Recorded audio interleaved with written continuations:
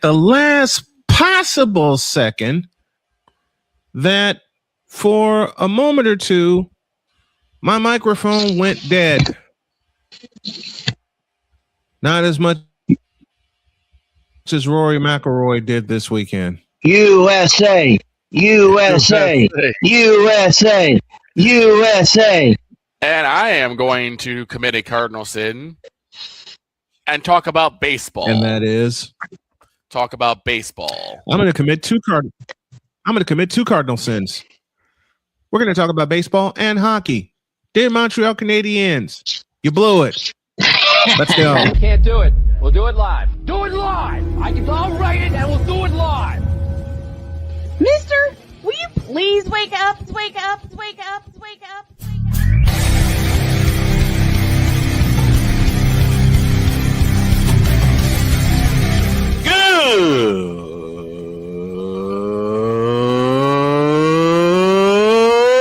Good morning. Snowman here to all you Brock Purdy and San Francisco 49er haters. Shut up. I got to thank you, Shane. I mean, whatever happened to the games where breaking 100 points was, I don't know, unusual?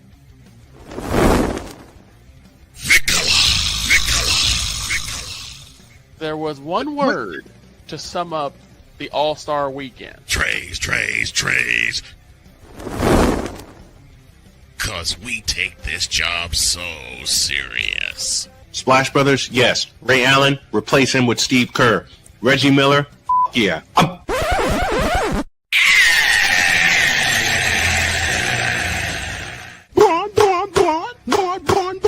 What in the all types of blue hell?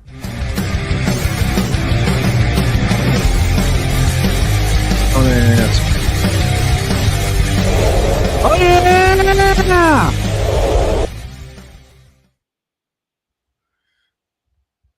I got to be a little quieter than normal because my daughter is sick and my wife has a migraine. So got to keep it to a low roar.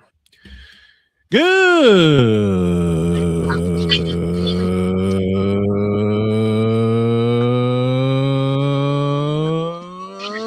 morning and welcome to the Don't Talk About Baseball Manic Monday edition of Snowman in the Morning. Glad to have y'all with us. Victor? Too bad I'm gonna. Oh, I'm gonna too. But I'm gonna start with a little song. Okay. The season's upside down. The season's upside down. Hi ho the Dario. The season's upside down. So And yesterday we all saw how So yesterday, Why is the season upside down? Because Caitlin Clark almost had a triple double already. No. Baseball wise. Oh, that season. That season's going to really listen. If things go the way I think they're going to go, and the Indiana figures this out, really not only is the season upside down, but the league is going to be upside down. Let me bring Diggs in properly. Passionate. Come after me. I'm a man. I'm 40. Unflinching. Let's go back to losing. Parking was easier. Unrelenting. They're not going to keep him off the field tonight. Totally. This one has a chance. Deeds.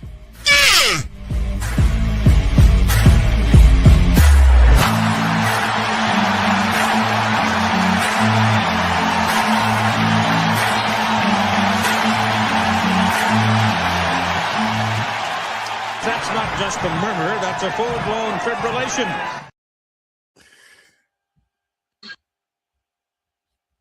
you're muted. USA, USA, USA, USA. You're muted, sir.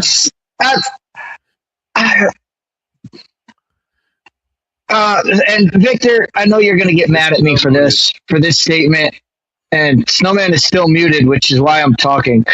But Victor, you're going to get mad at me. Yeah. Rory McIlroy over the weekend made Stephen A. Smith right. Timeout. What's up? You were muted. You were muted, so we were just talking. We were talking over you while you were muted. I didn't realize I was muted. I was going to introduce you by saying Deets gave me this note before we came on the air. Mhm. Stephen A. Smith was proven right by Rory McIlroy. Explain, please. Yep. Go ahead. Well, he said Stephen A. Smith said golf's not a sport.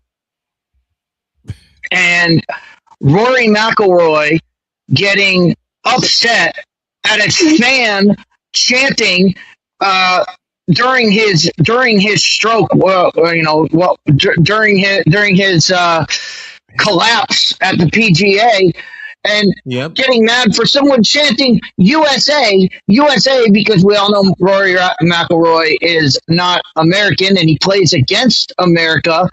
Yep. In the Ryder Cup. Yep. Right. Mm-hmm. So, yeah, but him getting angry at a fan for cheering is absolutely insane. And let's just put this in perspective. Imagine in golf, the ball's just sitting there. Yeah. Okay. But you can't talk in my backswing. You can't make noise in my backswing. Imagine Frank Thomas swinging at a 95-mile-an-hour fastball. He misses it, and he turns to the crowd and says, "Shh, you have to be quiet while I'm swinging." No! Part of sport is dealing with the crowd, dealing with everybody around you. Well, also, remember, we lived at a time where Sammy Sosa sat there and basically chastised the fans, saying, "We don't want to hear any more fans booing." That's actually what he said. I mean, this is why. But this is what allows people like Stephen A. Smith to say, "Oh, golf's not a sport." Dude, if it's a sport, people should be able to cheer. People should be able to like. I understand these people that I understand these golfers that say, "Oh, it's not proper etiquette." Like, look, to say golf's not a sport. Golf is an athletic activity. It takes skill to play golf. Okay, but I will tell you this right now. I've only played golf a handful of times, and I can count them on my hand how many times I've actually played golf, and it's dreadful every time. I hated every minute of it. Okay, I hate golf. But when I've played golf with my friends, and we're sitting there, and we're on the course, and we're drinking beers, and we're shooting our shots, I can guarantee you nobody's sitting there quiet as a mouse. When guys, we're sitting there having conversations. I'm talking while I'm swinging because I didn't care about my score. It wasn't like, oh, I really care. I was like, this sucks. I want to get out of here as quick as possible. I'll say this: whenever the few times I've played golf, but if you can't be heckled, it's not a sport. If you can't be heckled at it, it's not a sport. The few times that I have played golf, there's a particular game that we call it, but I can't say it on air, so I have to wait. But, there's a particular game that we would play because of how frustrating it was. The thing is this: I understand that in golf there's a lot of concentration, but this just shows how backwards golf can be. The whole idea of sports is fan interaction, where they cheer, where they boo, where they go crazy. Yeah, like that's the interaction you have, and you have it in every single sport. But for some reason, golf kind of says, we don't want that. So it's the whole reason Happy Gilmore exists. It's the whole reason the movie Happy Gilmore exists. Like it's making fun of golfing when he's sitting there and Happy Gilmore in his first professional shot is getting ready to hit the ball, and he's like, "Come on, let's make some noise here," and he gets like the crowd going up, and then he hits the ball. And meanwhile, his opponent, Shooter McGavin, is hated by the fans because he wants them to be quiet. He wants them to be, yeah. So I am waiting. I'm waiting for a player like that, for like Happy Gilmore to show up. I don't like Tiger kind of had that same type of tenacity, but like he didn't have that same fire like Happy did. I'm waiting for someone like Happy Gilmore to say, "Hey, let's clap it up. Let's make some noise in here." Yeah, like that's wild. That's wild to say. Oh, a fan messed me up, and that fan talked in my backswing, kick him out. Can you imagine anybody in baseball saying you can't talk during my swing? So well, they're trying to hit an 85-mile-an-hour slider that's moving across the plate. Get out of here. Imagine this. Imagine like Brandon Aubrey or Jake Moody or any like kicker. They get set up for a field goal. Mind you, everyone's going crazy in the football stands. They missed the kick. Yep. And then he looks like, the fans interrupted me. The fans distracted me. I'm like, so are you gonna? So using that logic, Victor, you mean a kicker could have 65,000 people kicked out of the stadium? So basically, what I'm also reading is Rory McIlroy turned. Oh, you beat me to it. He turned into LeBron James. He tried to get out. Really, Rory McIlroy? Give it. You know what? Give me this camera. Go ahead. Really, Rory McIlroy? Really? And it's disappointing for someone like McIlroy. It's come to been in there for a long time. To that now. You know, Rory McIlroy, you were a respected golfer, even though I don't play the sport. Never have. I've tried playing the sport. It sucked. But you're not respected anymore. Not by me. Not for that piece of BS. And you're not respected. I mean this kiddingly. You made Stephen A. Smith look correct. Right. Really? You're gonna do that to open on Monday? Jeez, Louise. It's Dietz's moment. It's Dietz's moment from the Cowboy Packer game. And he looks at Jesus Christ. It's that. That's what makes sports. That's what makes sports. Exactly. I mean, even tennis, which is also kind of one of those off-field sports where it's not as loud because they kind of like wait till like until they get to Arthur until they get to Arthur Ashe Stadium. You're not allowed to yell out. You're not allowed to yell out during the serve or whatever. Give me a break. Right. It's like, okay, look, like I said, I understand that there's a lot of concentration because you are trying to hit a ball the size of like an acorn with this club. I understand that there's a lot of concentration involved, but again, you deal with that in any sport. You're going to deal with it, especially if they don't like you and you're going against them, like a McIlroy. Going against to say that because it takes so much concentration to do whatever. It takes a lot of concentration to shoot an orange ball from the free throw line into a 10-foot high cylinder. Okay, it takes a lot of concentration to do that too. But people cheer and they yell and they wave shit behind the basket so that you can't concentrate, and you know what? People still do it, and the good ones get past it. They overcome their surroundings. That's what makes them athletes. But that's what makes if you sit there, if you made everybody sit down and be quiet, and you're not allowed to cheer during a free throw, then everybody would say this isn't a sport. No one cares. Then all the fan interaction would dip if you weren't allowed to. My point for me, Dietz, is that everyone deals with this. McIlroy ain't special. Like I said, it goes back to what I said about Sammy Sosa. He's like, we don't want to hear fans booing. The fans will boo if they see something they don't like. Either they don't like the team or they don't like the product in the field. How many people booed with Milton? Go ahead. Listen, fans will boo if they see something they don't like. As we head to a break, just ask the Detroit Pistons.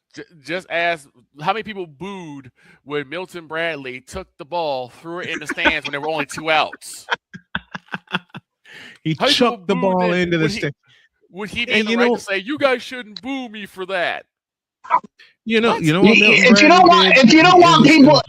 want people to boo you, just go Jack McDowell and flip him the double bird. Okay. What are we doing here? I don't know. Yeah, exactly. When you said USA, I was like, oh, maybe something happened in the World Cup. Nope, never mind. No. Mm-mm. All right. Let's take a break. Yep, let's take a break. When y'all get back, before we get to the meltdown of the Detroit Pistons, the Super Bowl is headed to Nashville. What? Why? I'll say it again. The Super Bowl is headed to Nashville. What? Gross. Back in the news. This is Snowman in the Morning.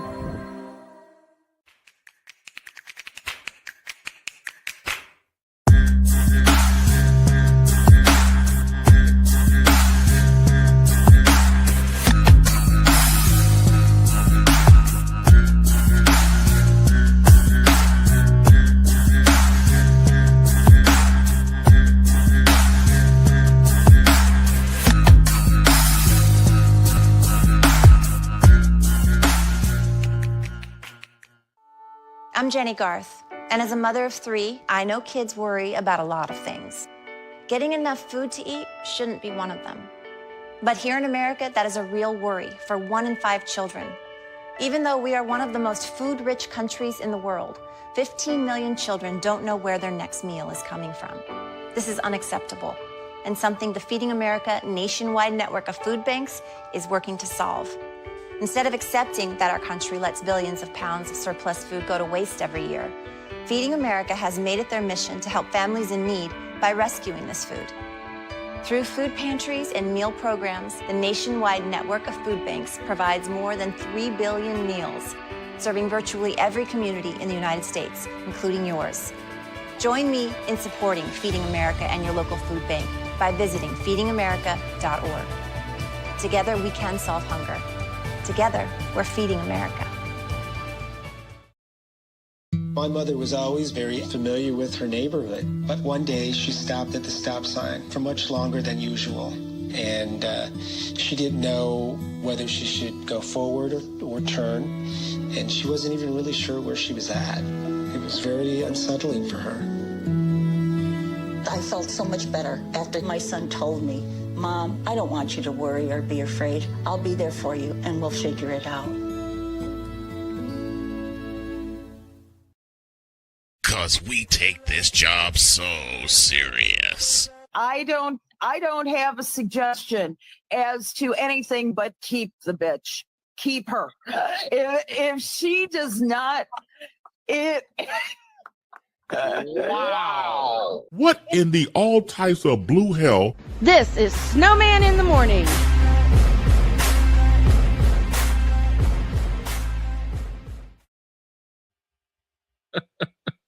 Let's begin with the following statement. Roy McIlroy, you a bleep. You know which word I want to use. I'll use it. Go ahead. I'll ask the session to forgive me in advance. Rory McIlroy, you a bitch. Exactly. There. All right.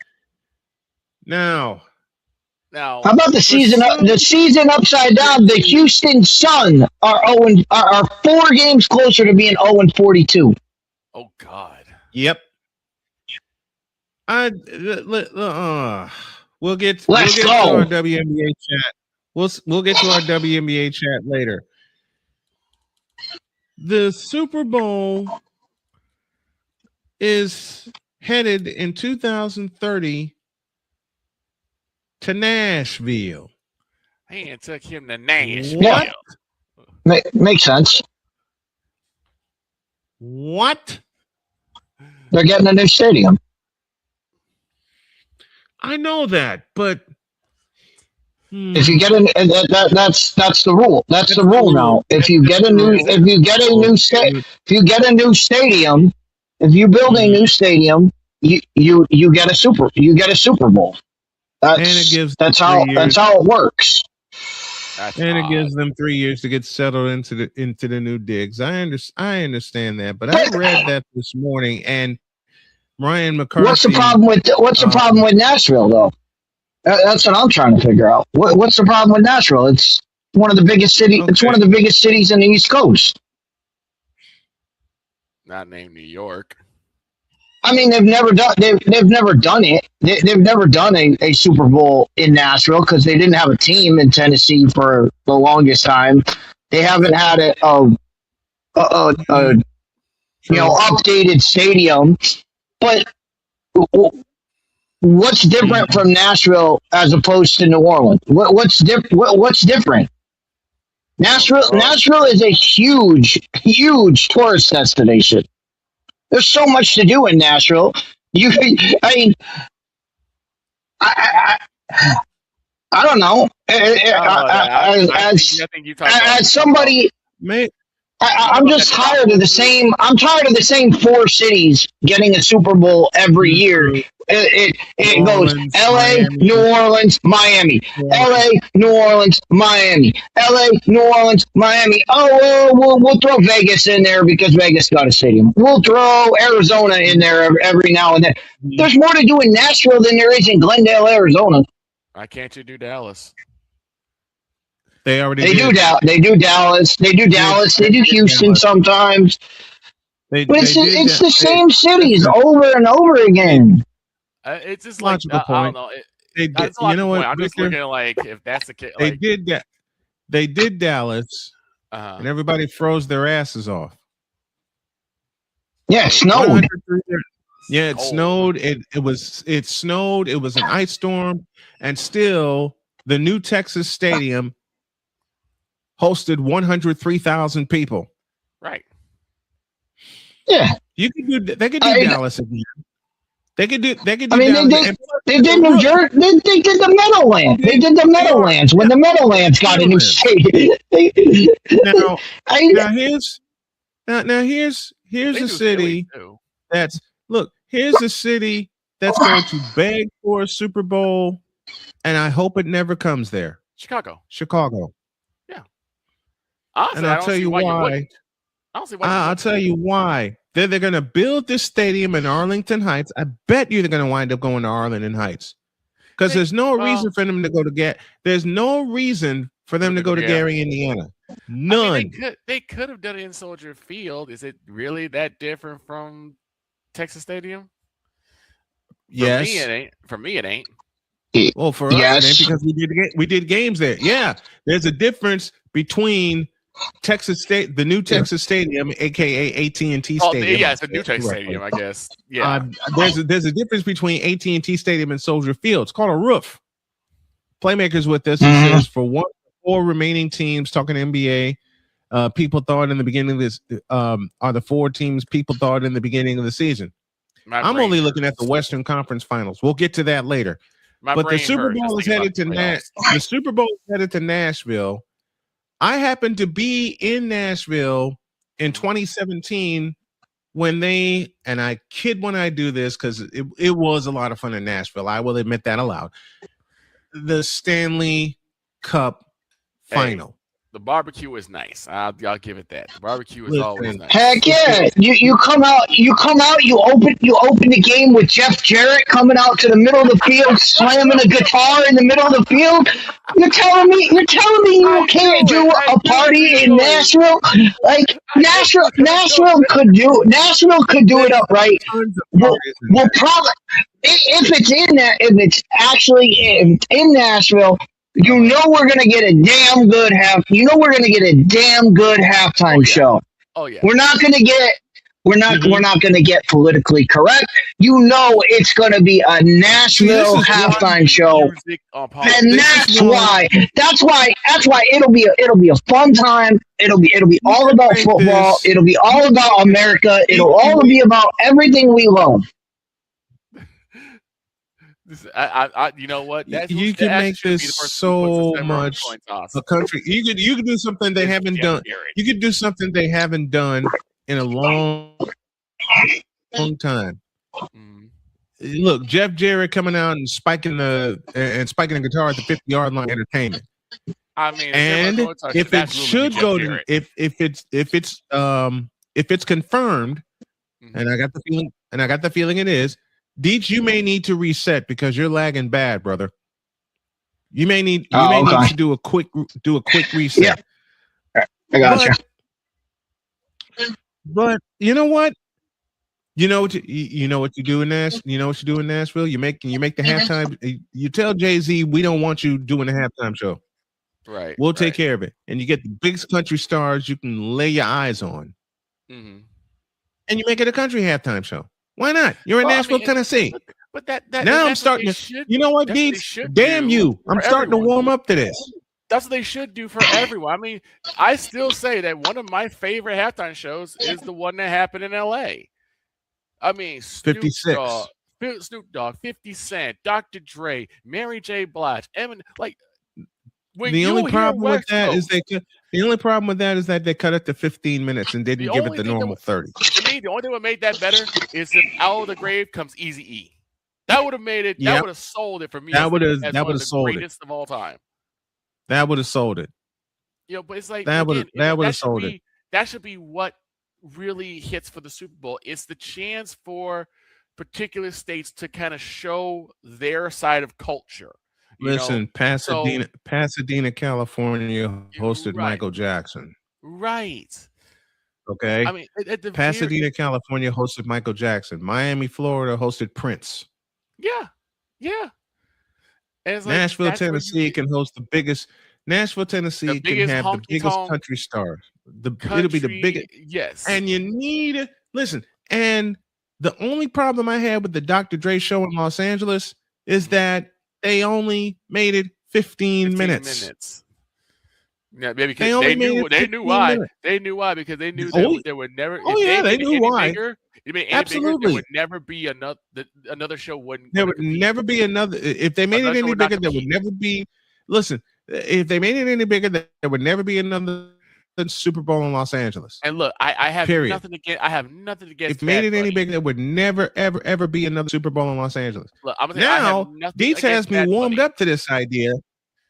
Yeah, Deets has got to be like one of the greatest. Deets has me warmed up to this. You know what, Deets? you know what, Deets? Car salesman in the world. I mean this playfully. I mean because when the news came down this morning that the Super Bowl was headed to Nashville, what the hell are they doing going to Nashville? Now Deets decides to throw a little logic at me. He said, look, you can make it the biggest halftime show. You can have Jeff Jarrett coming out, spiking the guitar at the 50-yard line. And then Deets said, you wouldn't tell me people wouldn't be entertained like that? Of course they would. Hell, I would. Look, I'm just saying, and I'm a city boy in my heart. Deets can show you a Pinto, and you're like, I'm not buying this Pinto. He's like, this one of the greatest Pintos in the world. You're like, here, take my money.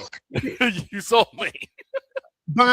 You know what? Deets is the world's. I'll repeat Victor's words. And yes, we're picking on Deets this morning.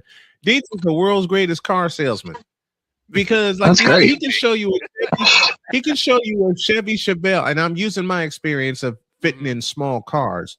Right. He can show you a two-door Chevy Chevelle to a guy like me, 6'5", 285 pounds. Right. I look at it. I'm not getting in that some bitch. There's no way I'm getting there. 3 minutes later, I'm handing him a down payment. Right. To find a way to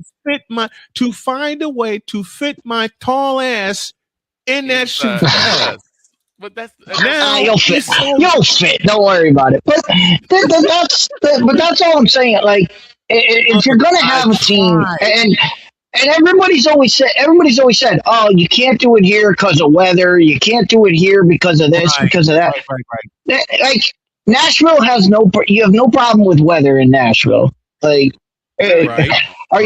could you get hit with rain? Yeah, but you could get hit with rain in Miami. You can get hit.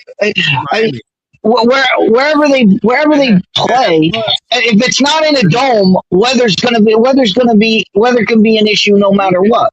Yeah, you could have a weather stoppage. I mean, hell, in they North were Carolina. worried about they were worried about weather in New Jersey, for God's sakes, when they played MetLife Stadium. You could have bad weather in North Question Carolina. is, will they ever go back to stoppage. MetLife Stadium? But you know what they call you know what they call Nashville. What? They call Nashville the Vegas East. Vegas East.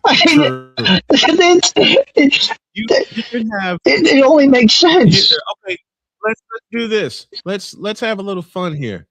Name a stadium that will never, ever, ever in life host the Super. Name a stadium and/or city that would never ever host the Super Bowl. Lambeau Field. Lambeau. They would do it at Lambeau Field. No, they wouldn't. More. Why? Charlotte, because Lambeau will never host a Super Bowl. Maybe after our lifetimes. Definitely not in my lifetime. Here's one. Lambeau Field. They're not going to upgrade it. It is. Lambeau Field is the Wrigley Field of. They are not going to touch. They're not going to touch it. They are not going to do it. Why? And here's why. But here's why. It's because who's the owner of the Green Bay Packers? The fans are. The people in that building. The people in that building are 50% owners. There is no way they are going to allow someone to come in and touch anything in that stadium.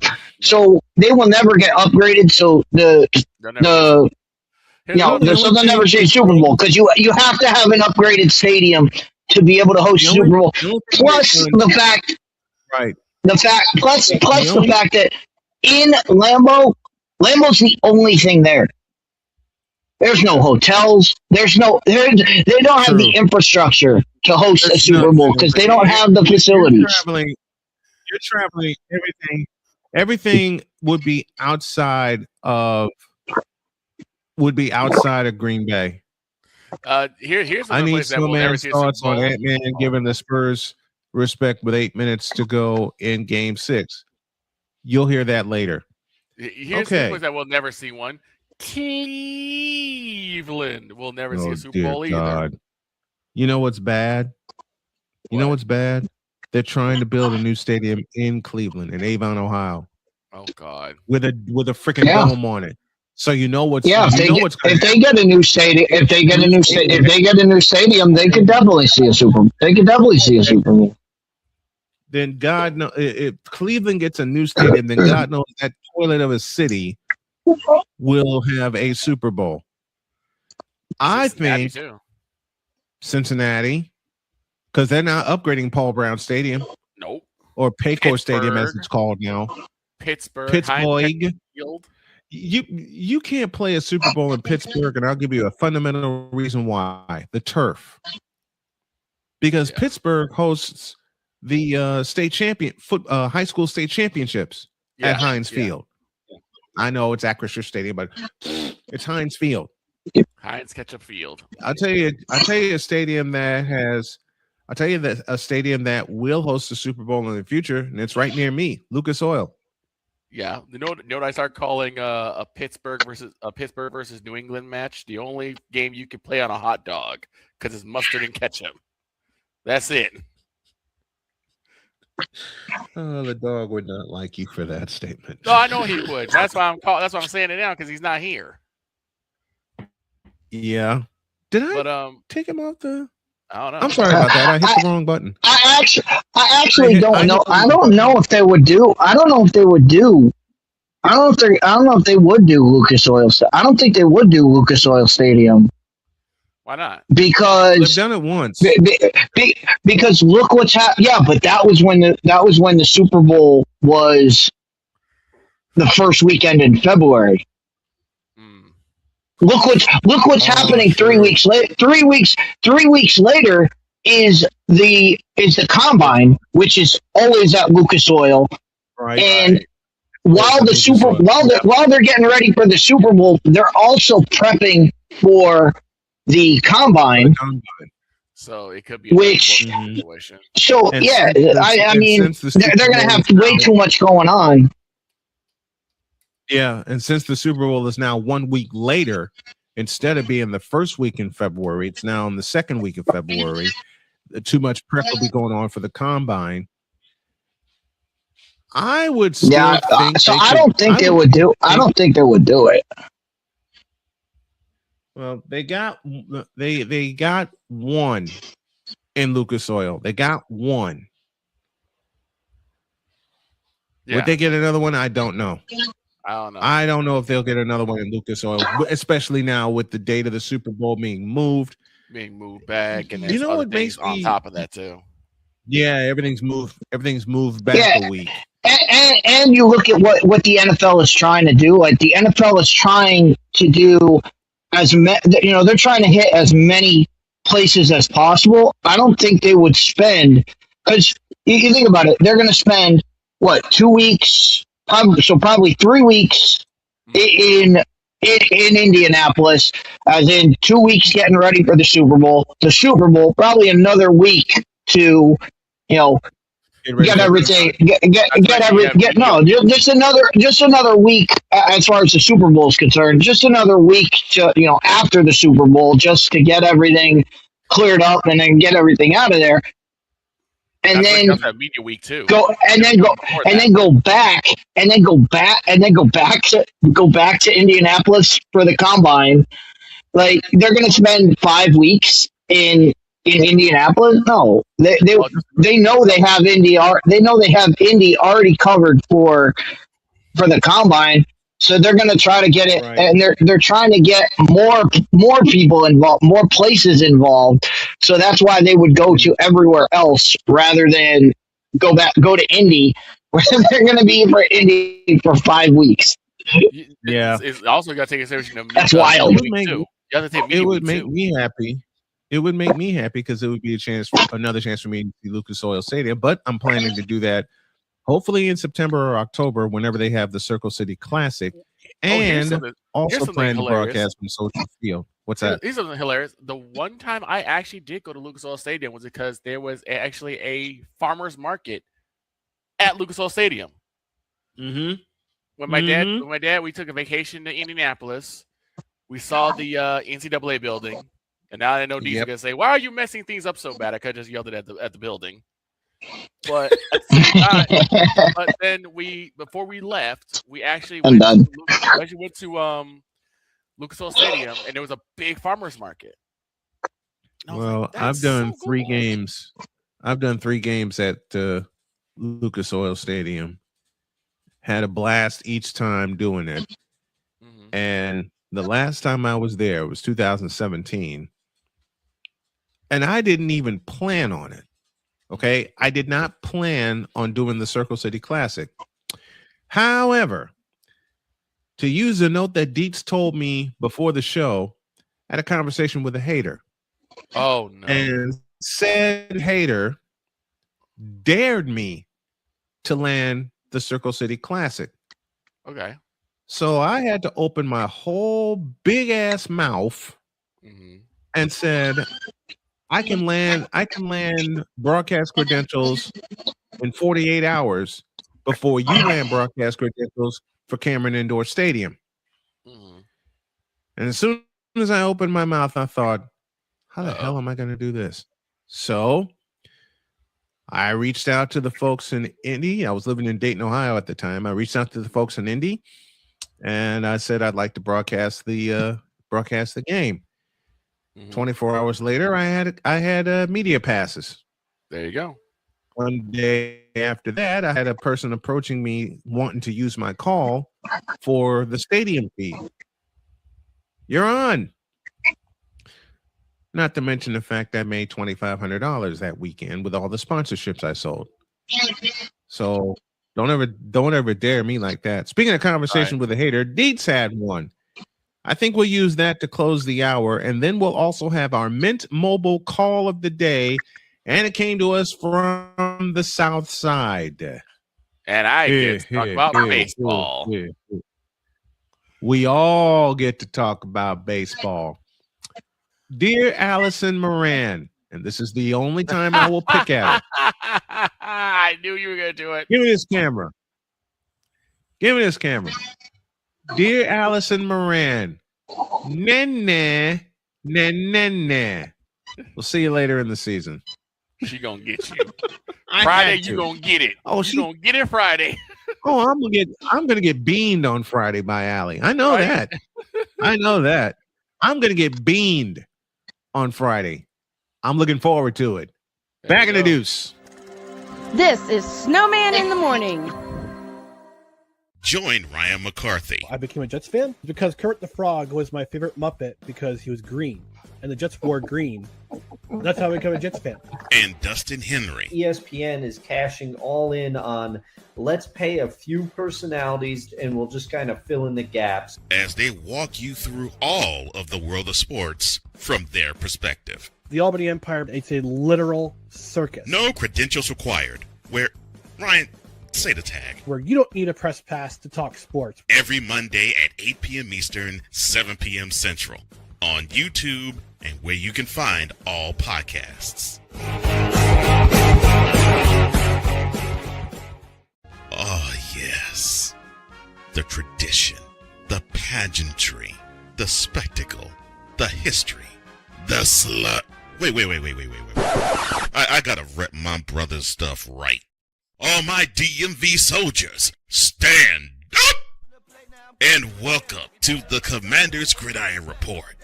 You want your commanders to be repped right? Well, D. Willie is your man. Commander's Gridiron Report. Every Tuesday at 11:05 a.m. Eastern, 10:05 a.m. Central. On the Sotoba Media YouTube channel. Music by J. Cool. Where's my soldiers? Right side. Commanders. Where's my soldiers? Left side. Join the transporter to Hades. Your butt and gut becomes one.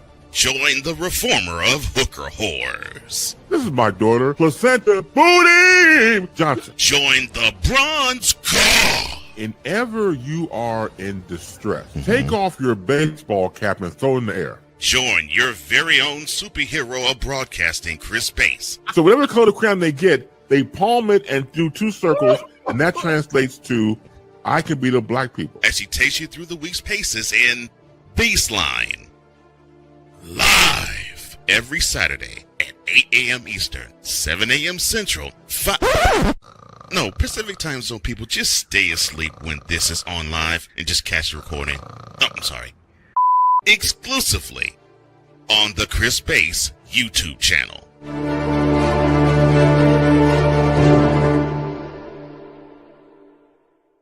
Cause we take this job so serious. I'm on Alarm Island. Give me them cocks! Okay. What in the all types of blue hell? This is Snowman in the Morning.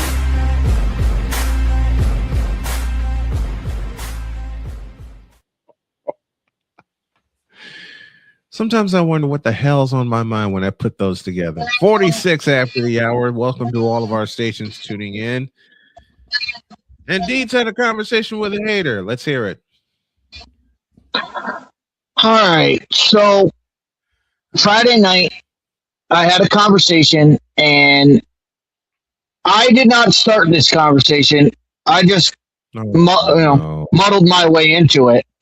But people were talking about the NFL, and one guy said, quote, uh-oh. Whoa. I wasn't ready. One guy said, quote. The Cowboys would be a good team if they had a good quarterback.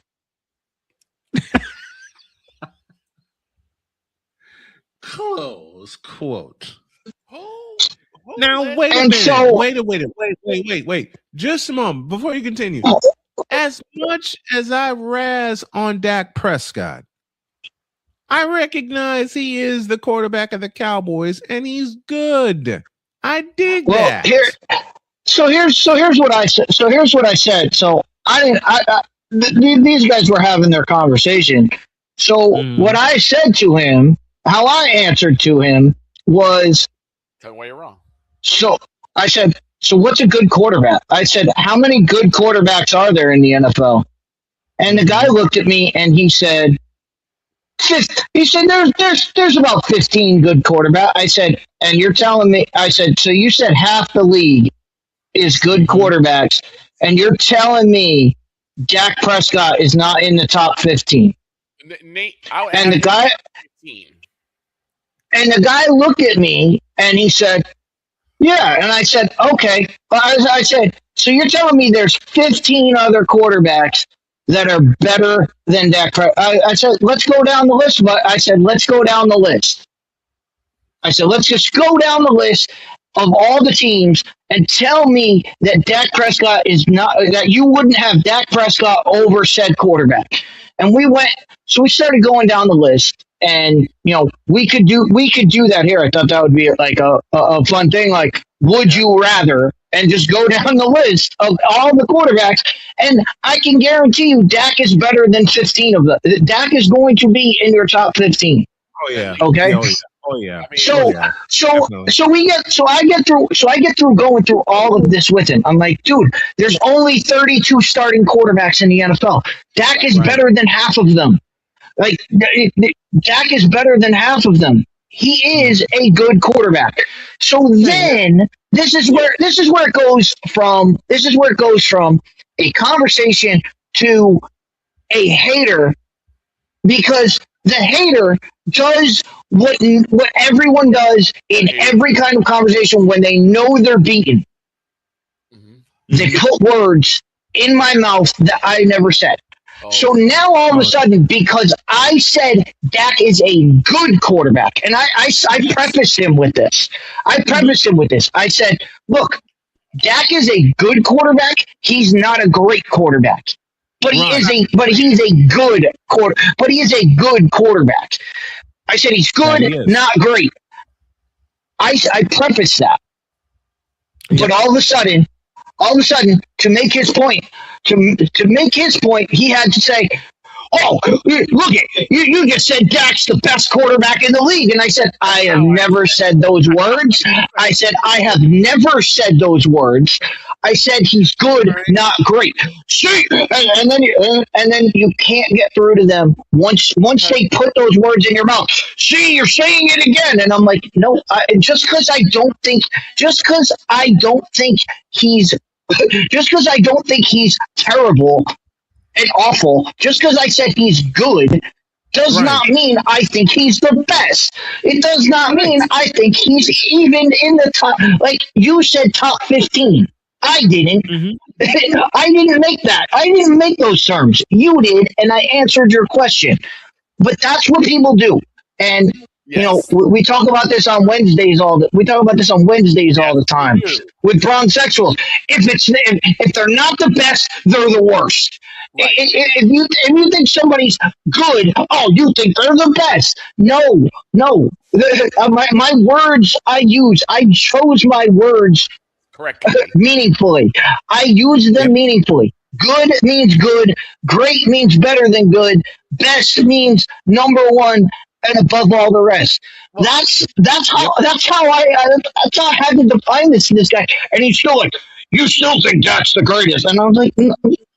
I was like, all right, we're done. I was like, we're done with this conversation.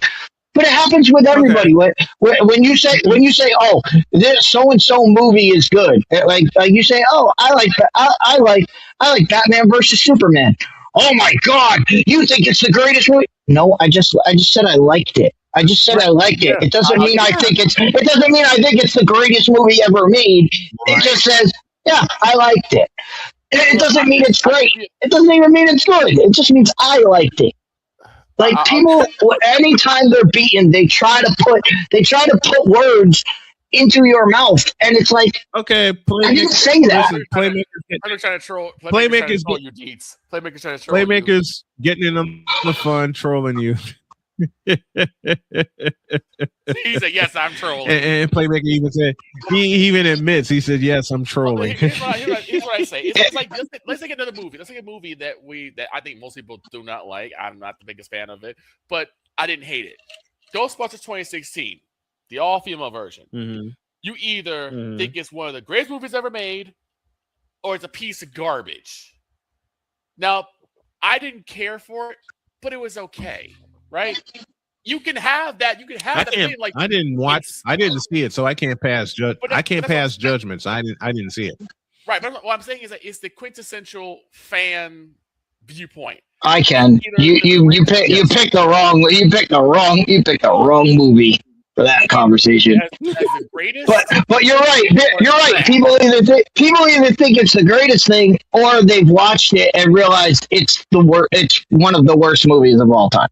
it's a god awful movie. I'm thinking from my perspective, it was like below average. What I watched, but it wasn't like a steaming pile of a turd.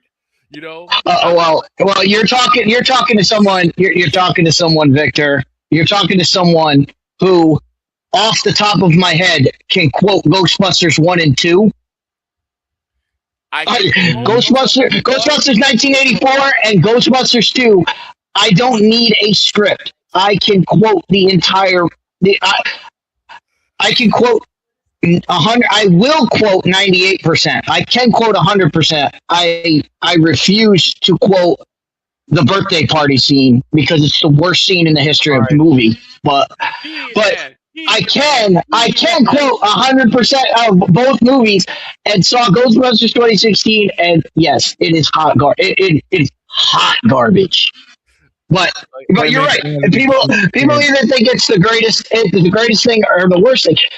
There's middle ground. There's middle ground between best and worst. There's a middle ground. That even Playmaker says was the Playmaker at it again. Of an MK movie. Wait, the new Mortal Kombat 2, or are we talking about Annihilate? I think it's the new one. The new Mortal Kombat 2. I think. I'm not sure. Because Annihilation wasn't Mortal Kombat. Well, it was Mortal Kombat, the sequel, but it wasn't Mortal Kombat 2. Yeah. But it's like, okay, let's keep it sports related. You just said about what we do on Wednesdays. Those individuals like either, that's why, and this is why I say about those individuals. They are the only set of people that have ever tried to denigrate those that came before to prop up their guy. I don't know, and maybe there have been. I don't know. Why I've never seen people say, "Oh, Jordan's the best. Dr. J was trash. Moses Malone was trash." No. Yeah. I'm loyal to the. Listen, Dr. J was my first favorite player. I am very loyal to Julius Erving, just like I'm loyal to Michael Jordan. Okay. Yeah, he's the new one. Okay. Yeah. By the way, Playmaker, I have something for you.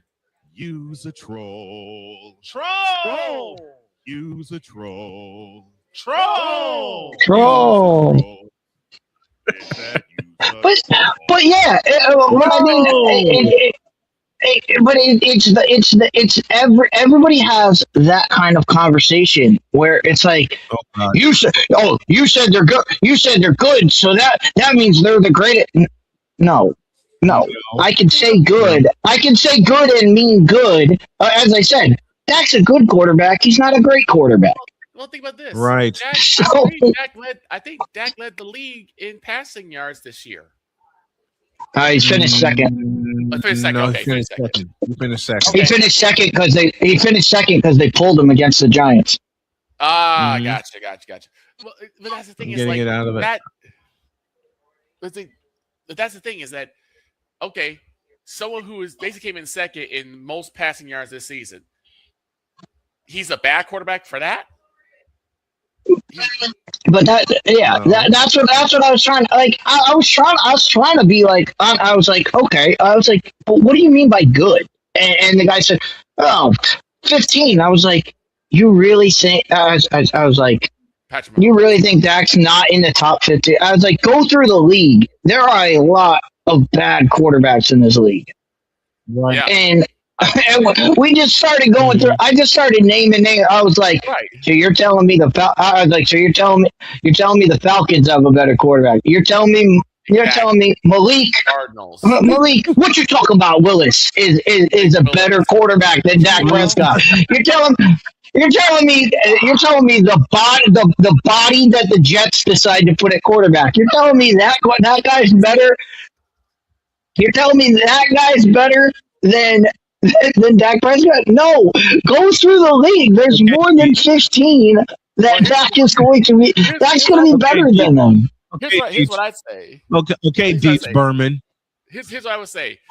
Would you take Dak Prescott or would you take Malik Willis? Would you take Dak Prescott or take Tua playing the ball over? Would you take Dak Prescott or would you take Geno Smith?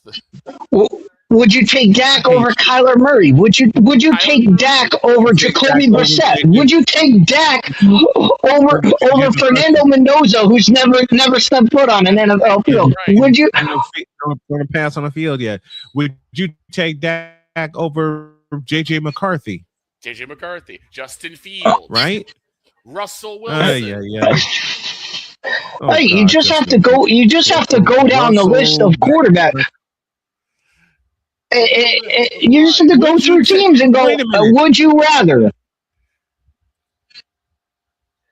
You know what? Let's do that on Friday. Let's really have some fun with it on Friday.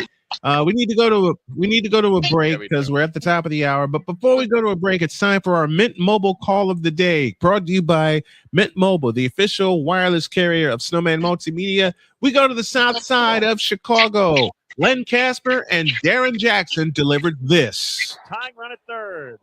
Caro hits a fly ball out in the deep left center field. It's back there. It is gone!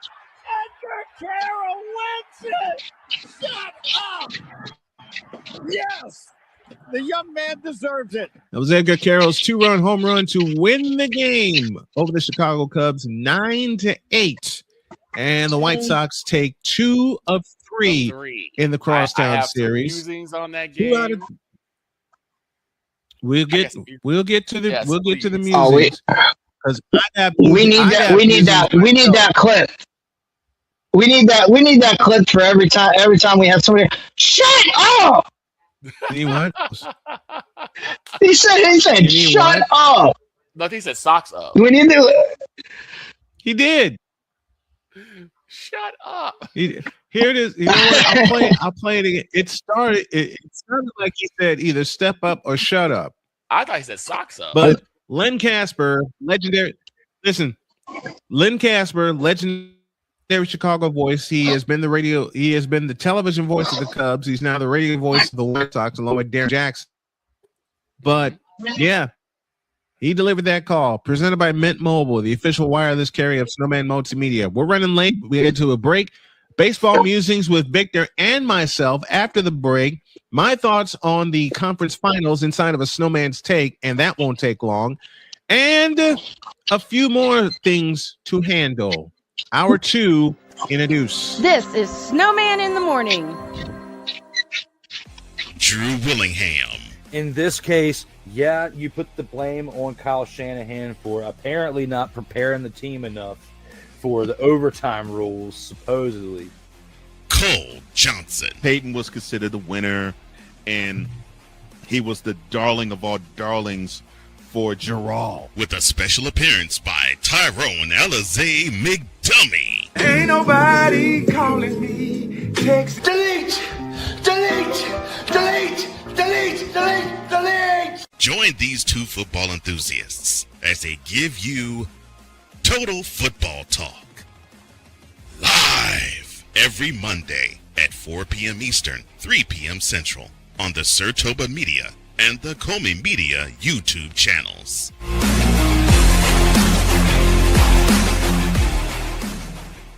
Hey, Eagles fan. Join my man Cool McCain and a host of others as they break down every single game, every single week in an objective manner, and also from a fan's perspective as well. Remember, this cast feels just like you. Nobody likes you And you don't care. Fly, Eagles, fly.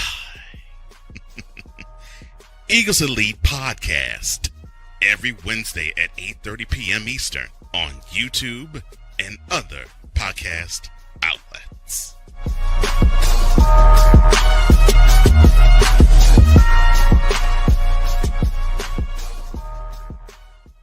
From the hills of Santa Clara to the legacy of the stick, this is where red runs deep and greatness wears gold.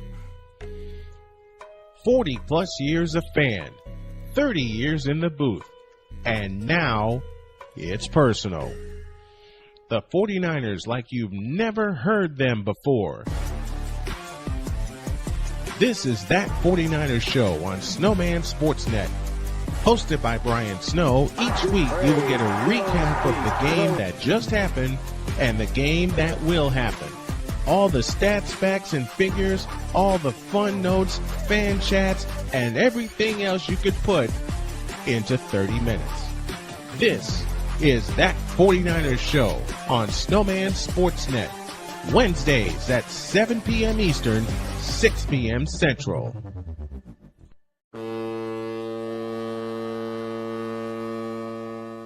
Cause we take this job so serious. What are we doing? What in the all types of blue hell? This is Snowman in the Morning. What are we doing, Rory McIlroy? What are we doing, Detroit Pistons? What the hell are we doing, Chicago Cubs? What the hell are we doing, UFL? Yes, that's a direct shot. Victor, give us the ID, please. 4 after the hour, and we owe you an ID. This is Snowman in the Morning. Broadcasting live in your region, across our nation, and around the world, this is Snowman Multimedia. To all you Brock Purdy and San Francisco 49er haters. Well, that game sucked. I am cute. Oh, is that? You tripping.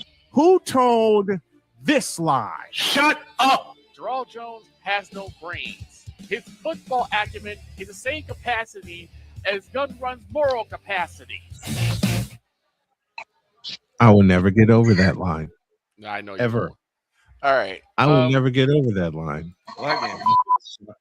Now, you know what Cub fans are saying right now? Well, that game sucked. And Sox fans are saying, "You fool!" You know what's funny? I told what's you that? I told you, Snowman, in the text chat that the Chiseled Adonis, one of my favorite YouTubers, had just got 1 million subscribers. Yes. On Friday, and I decided to put a super chat in there to He kind of did. show him a little love. And guess who found me? Mhm. None other than the man that said that same line, A Pizzle. A Pizzle was in the chat. So we're joking back and forth in the chat, making jokes about old Nick Folk videos because that was one of my favorite video packages. But Yep. again, congratulations to you, Chisel. You truly deserve it. Thank you, And Chiseled our- Adonis. And you've spurred folks like me and Victor on. 6 after the hour, and Victor has some musings about this past weekend series. Ladies and gentlemen, these are the random musings of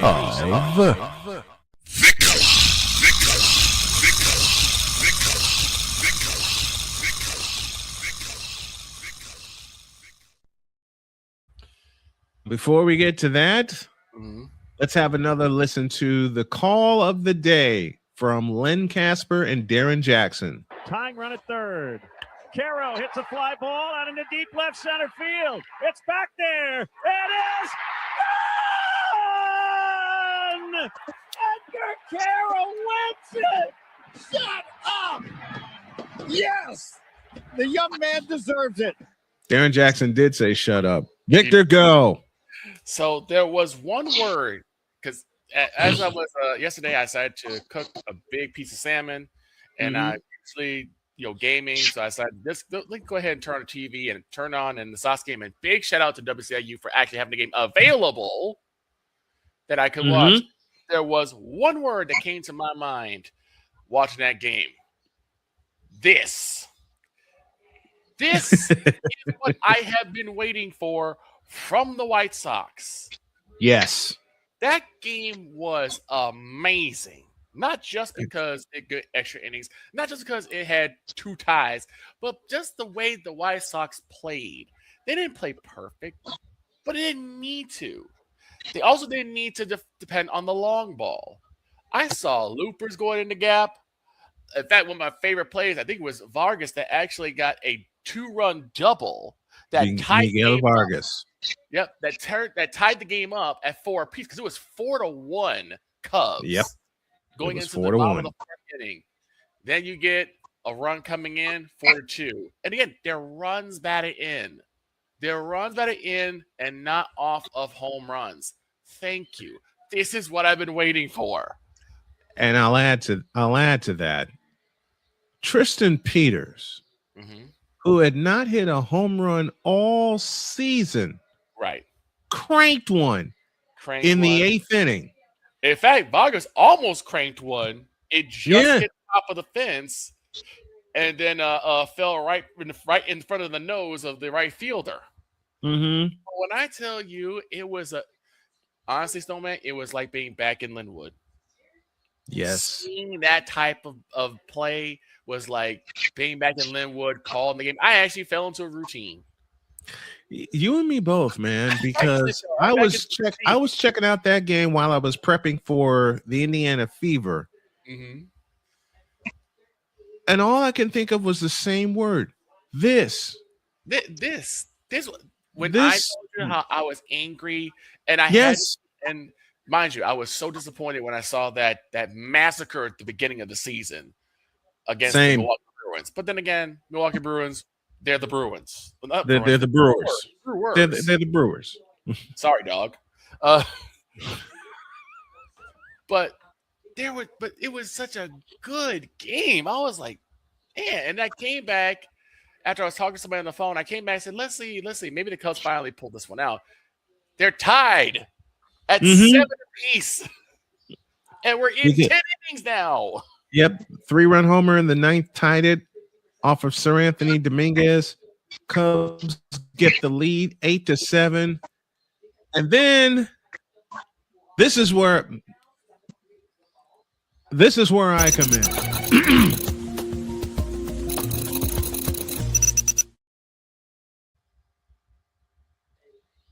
Dear Ryan Rolson, the lefty Cubs reliever,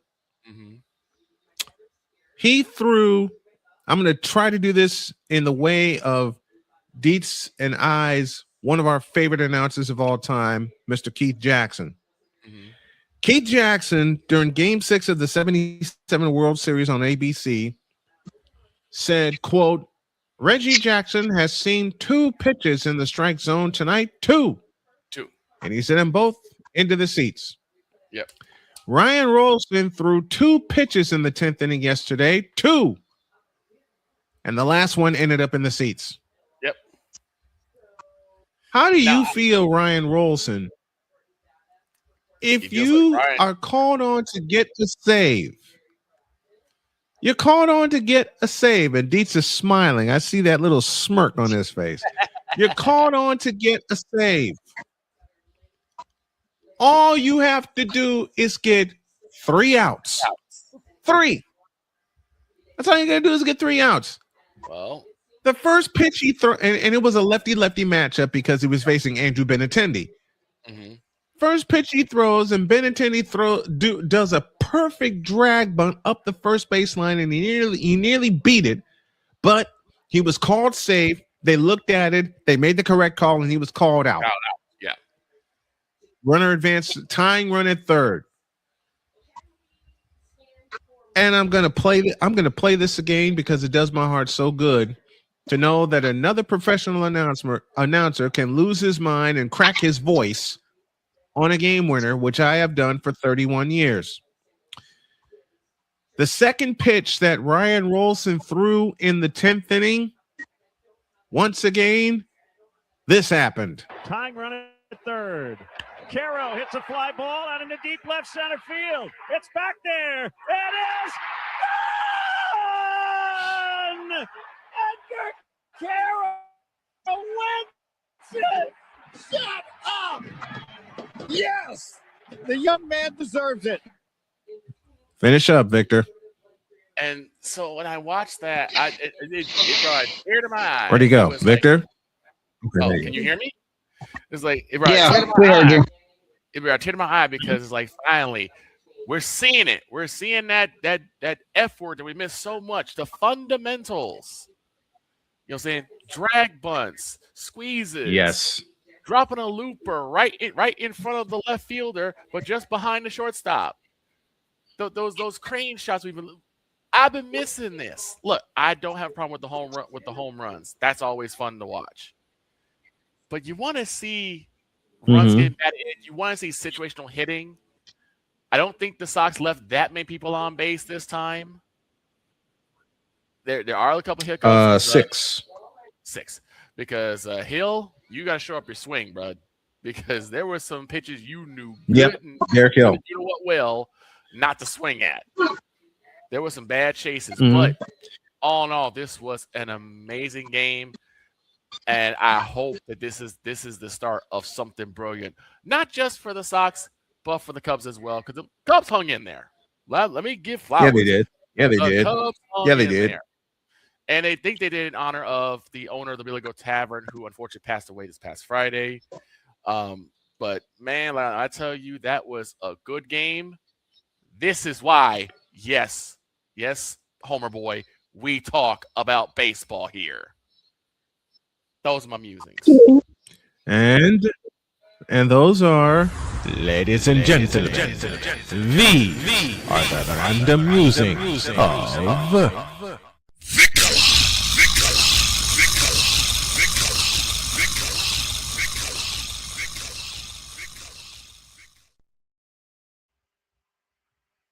Let me go a little further. The White Sox are now 2 games above 500. They're 7-3 in their last 10 games. And they are, you ready for this? 1 game out of first place. 1. You said it before. This is a young ball club.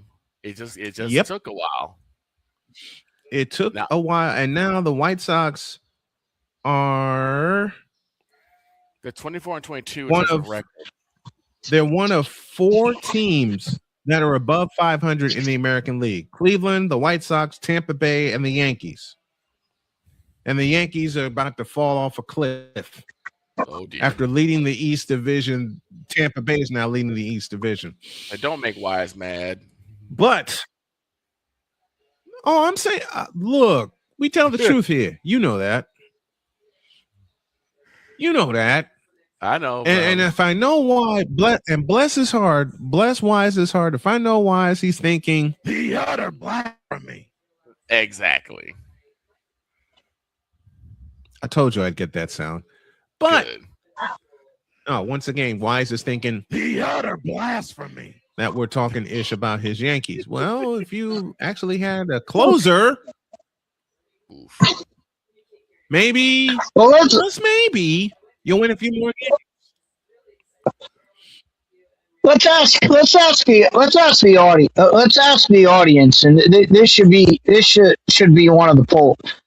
What we need to find is the national clip of the end of that game. Oh,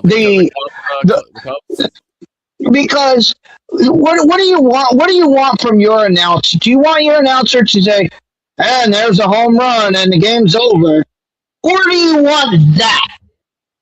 Tell me which one's more Tell me which one's more entertaining to an audience. Right.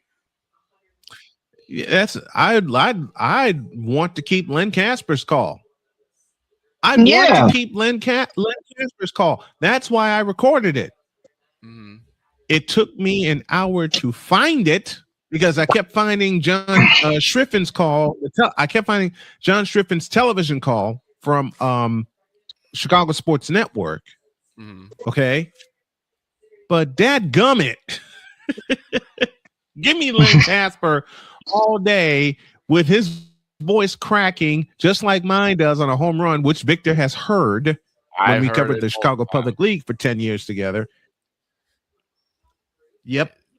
Yep. Victor's ridden shotgun with me when we covered the PA. Paul Allen. Mm-hmm. When you hear Paul him Allen. go nuts, be it for good or for ill, I've heard when you hear Paul him go Allen. nuts, Paul Allen. I've heard Paul Allen go nuts. I've heard Bob Wischusen, the voice of the Jets. Bob Papa, voice of the Giants. Greg Papa, voice of the 49ers. Yep. I've heard them. Mitch Holthus, voice of the Chiefs. For many years. My inspiration, Jim Durham. Jeff Joniak for the Bears. Jim Durham and Johnny. Yep, Jeff Joniak for the Bears, and before Jeff Joniak, Wayne Larrabee. Wayne Larrabee, yes. Howie Rose, Gary Cohen, John Sterling. Oh, God. John Sterling. It's so. But you, Hawk Harrelson. Hawk Harrelson. Dave Sims, who's the current radio voice of the New York Yankees and a very dear friend. Rick Riz, radio voice of the Seattle Mariners, and he's going to retire after this year. So blessings to you, Rick Riz. And I hope to get the chance to meet him. Who's that? Mr. Mixon. Mick Mixon from the Panthers. Mick. Right? Oh yeah. Mick gave me the ultimate compliment when I had him on each Thursday during his retirement year. He said aloud on the air, and I have to find it. He said that whoever follows him needs to be on my show each week, the voice of the Panthers, which is Anish Shroff, and I'm trying to get him on each week. And but let's not forget Matt Taylor. Mr. Matt Taylor. Absolutely. Matt Taylor.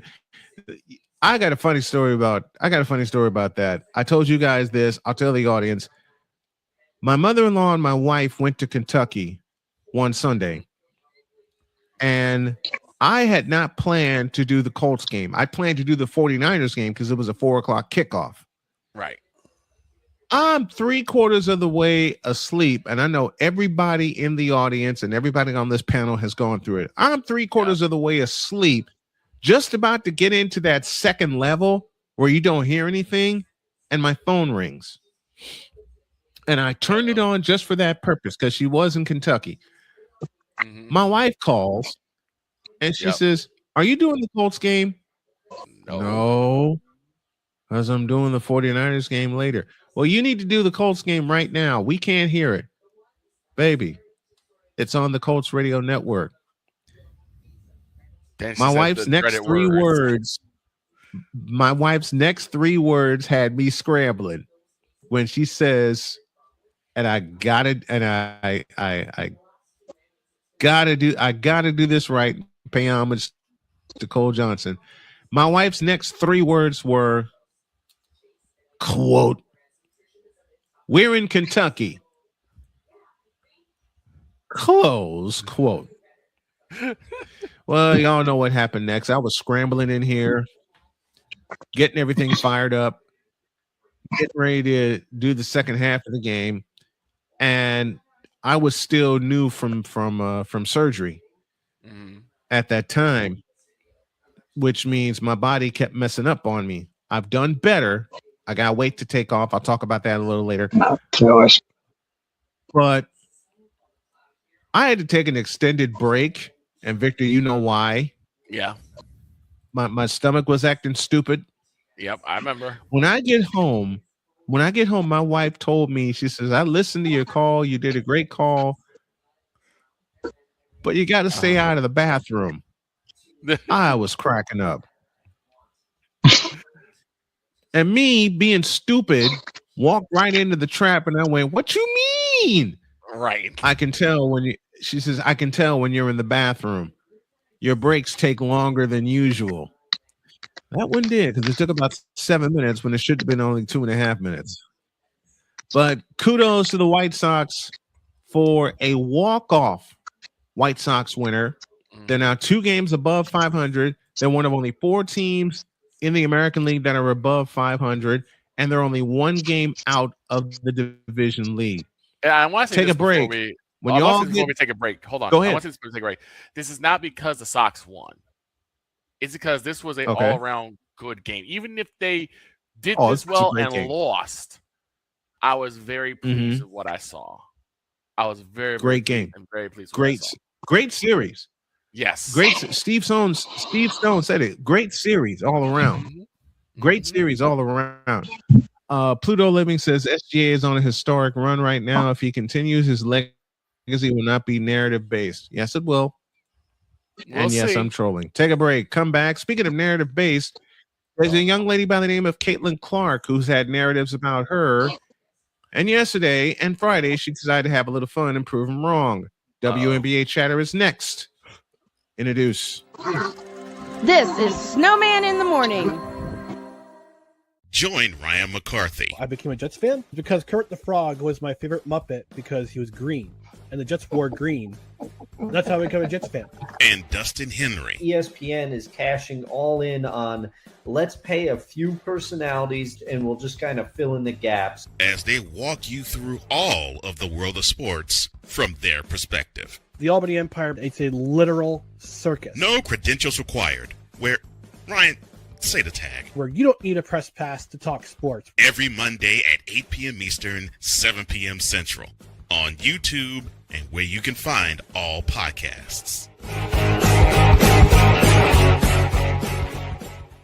Oh, yes.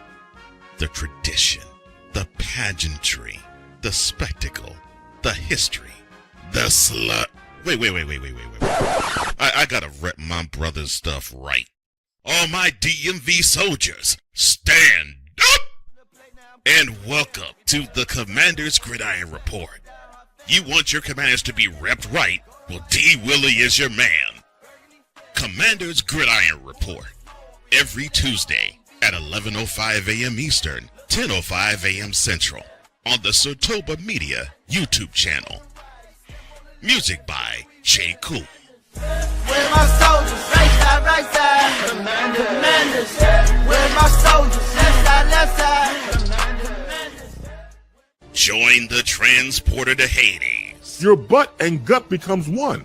Join the reformer of hooker whores. This is my daughter, Placenta Booty Johnson. Join the bronze car. Whenever you are in distress, take off your baseball cap and throw it in the air. Join your very own superhero of broadcasting, Chris Bass. So whatever color crayon they get, they palm it and do 2 circles, and that translates to I can be the black people. As she takes you through the week's paces in Baseline.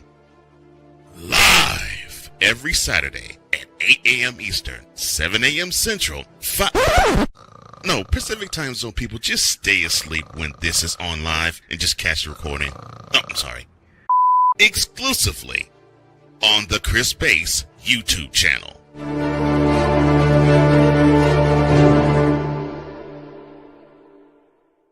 Cause we take this job so serious.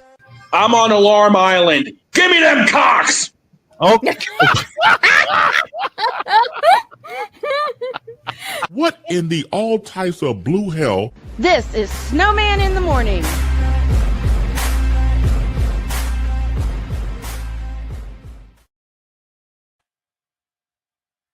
6 after the hour, and yes, you have Asia Wilson, who's the reigning 2-time MVP.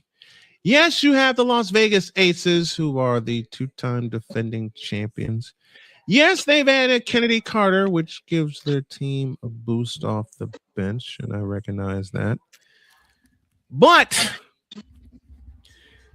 there's a young lady who's back in business by the name of Caitlin Clark, who dropped 32 points on Friday and flirted with a triple-double on Sunday. 21 points, 10 assists, 7 rebounds. She's back. But she will not get the shine that is due her because of how she has started out the season shooting wise. Well, hell. Go ahead. Talk about her negatively. Go ahead. Say everything you want to say. Now, I will say this. To be the champs, you have to beat the champs. And there's a long road to hoe to get to the Las Vegas Aces. I understand that. I'm looking forward to those matchups, and we see them 3 times. But given the fact that Indiana could, and I will call a spade, Indiana could easily be 4-0 on the year. The 2 losses at home, we gave them away.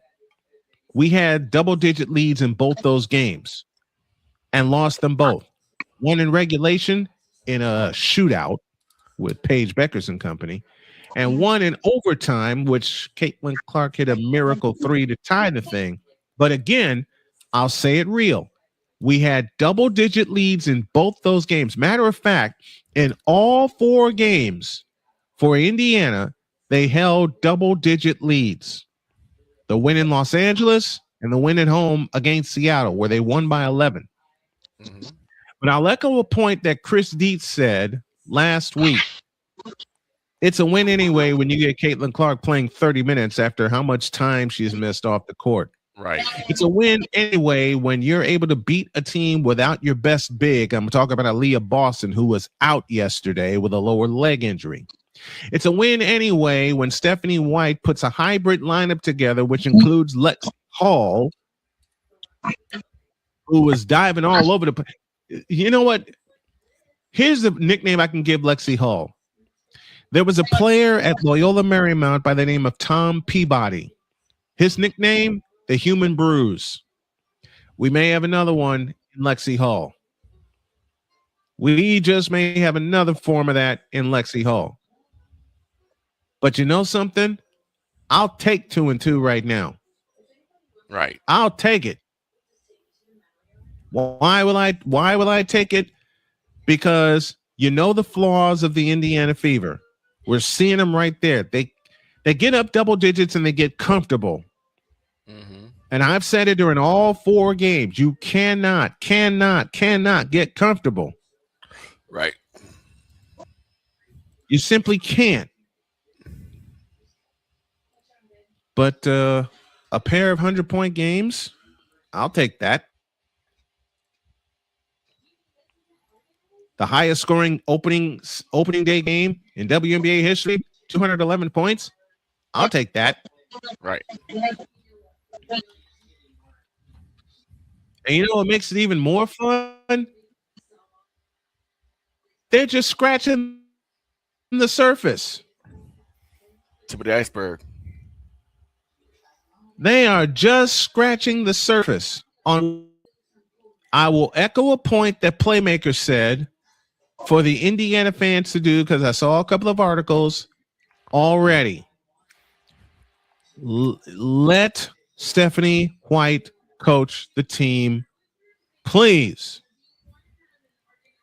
Let her do the doggone thing. Will you? Will you fans be fans and cheer the team on? You know, it's not going to happen. Because you know that one song that we play for WQVZ? I know fans over the course of 31 years. Speaking of WQVZ, and since we're at the bottom of the hour, I may as well give them a shout while I'm at it. Here we go.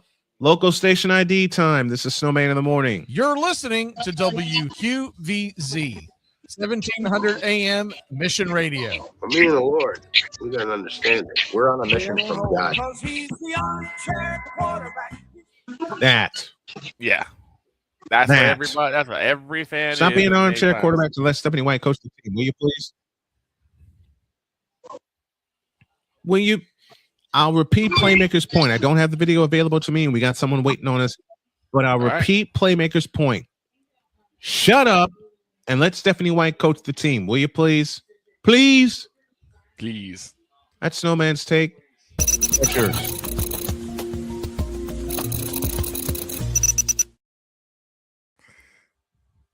Now,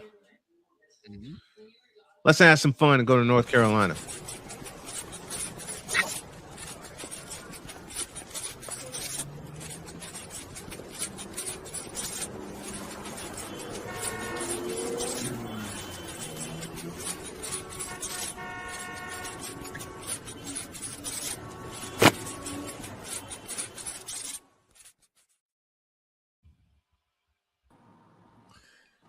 How's that for an intro? Jay Spivey is with us from North Carolina. Good morning, Jay. Gentlemen, how you doing? Doing all right. How about yourself? All right. We're doing good, man. It was so good to see really good baseball on the south side of Chicago this weekend. I'll say that. Yes. Yes, it was. Hey, the baseball's a sport. It is. Wow. Amazing.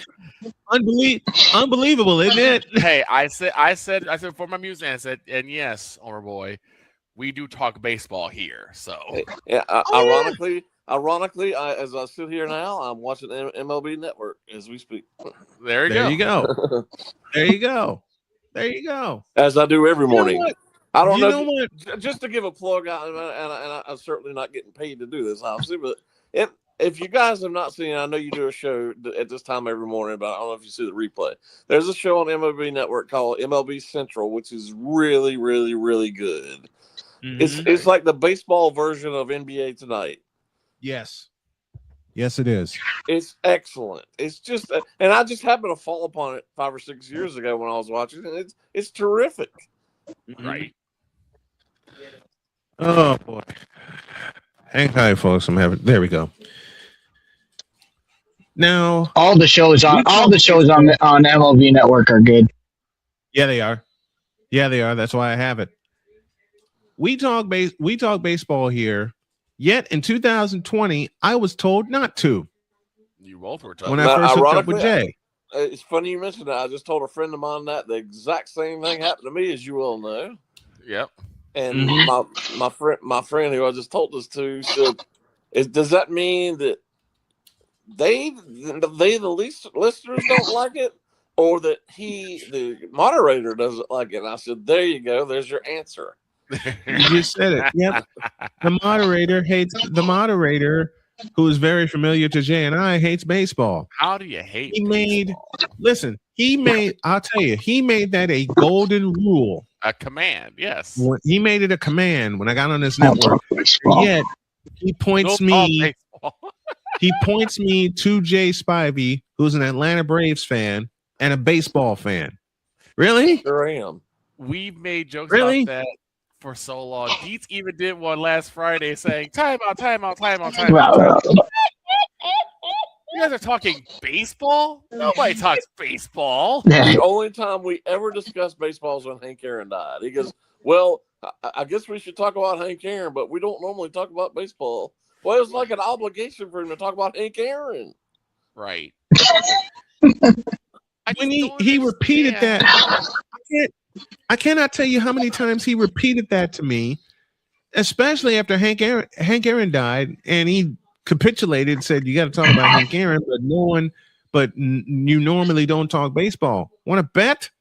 No, I asked. Ever since Jay and I have been together, we've had notes about baseball. You kidding? It is a sport. It is a sport. It is. I asked this question: if Carolina had a baseball team, would he have actually No.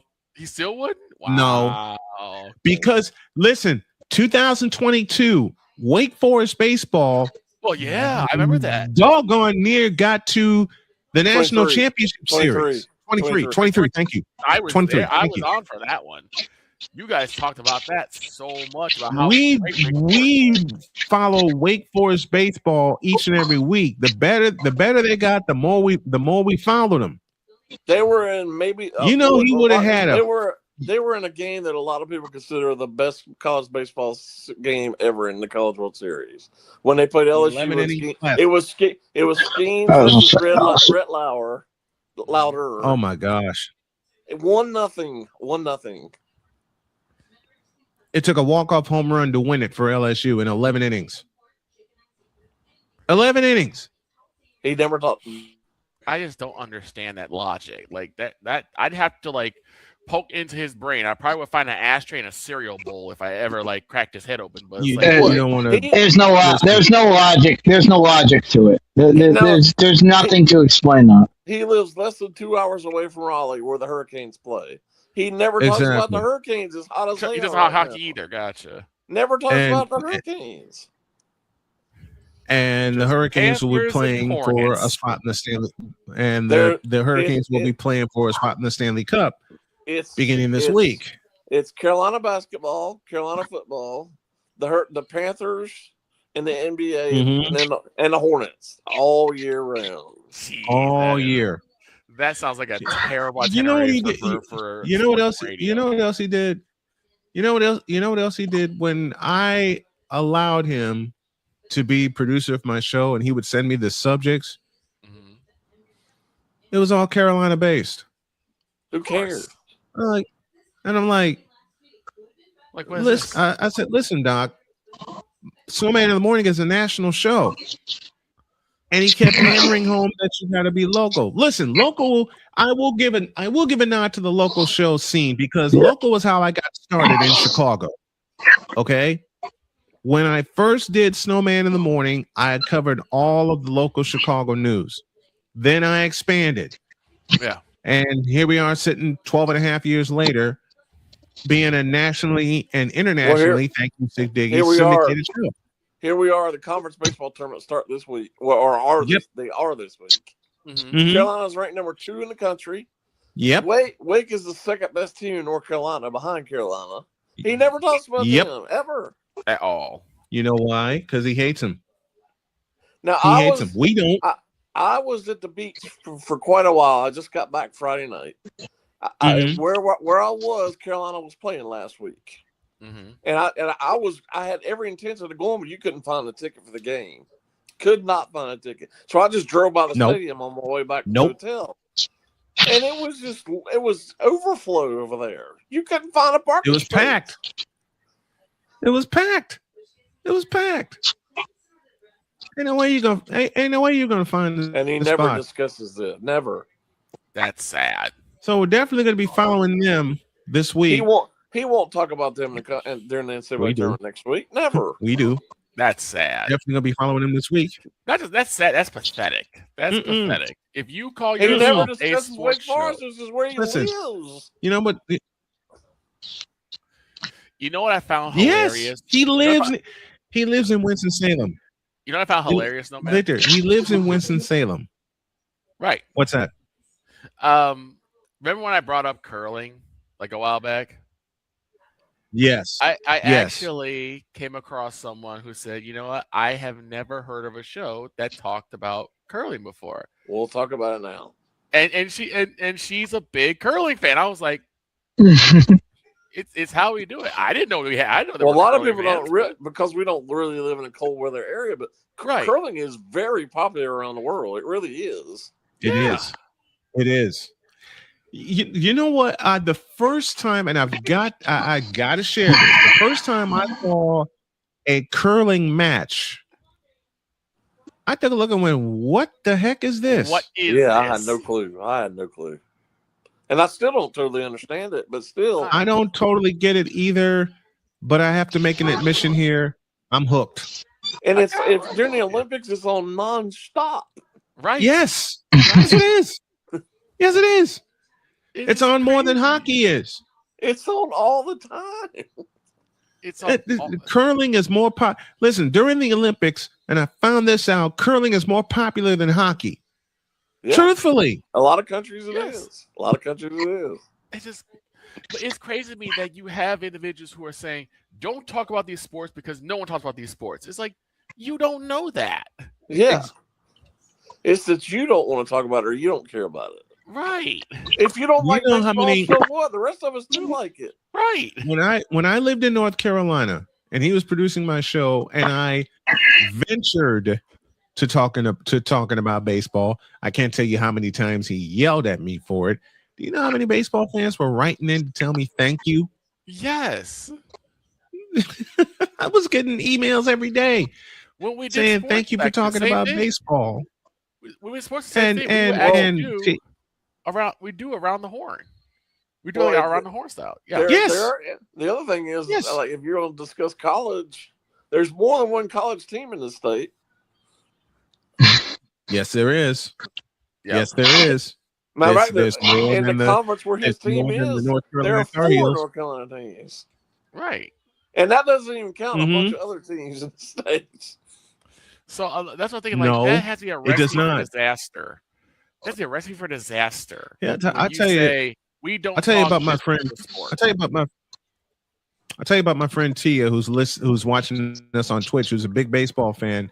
When I did the Marlins White Sox game, she and her whole community tuned in. Mm-hmm. Her whole community tuned in. So a shout to Tia, a shout to Bud, who's here. Pluto Living is here. Okay. Since it's going to be the prevalent subject this week, I don't like this Eastern Conference Finals matchup. Oh, I thought you were talking about. I thought you were talking about prevalent thing being the Hornets this time of the year. Oh God, Prevalency no. in Hornets. You said, wait a minute. When was the last time they Jay. sniffed the conference final? The answer to that would be never. In either iteration, did they sniff the conference? Did they sniff the conference final? But I don't like this Eastern Conference final matchup between the New York Knicks and the Cleveland Cavaliers. It's the Wait! You said that. You said that. You said that wrong. You said that wrong. The revenge. Okay, how am I supposed to? It's the wrong shit. Now, Victor, you might get this joke. It's the New York Knicks against the Raccoon City Cavaliers. Because as Snowman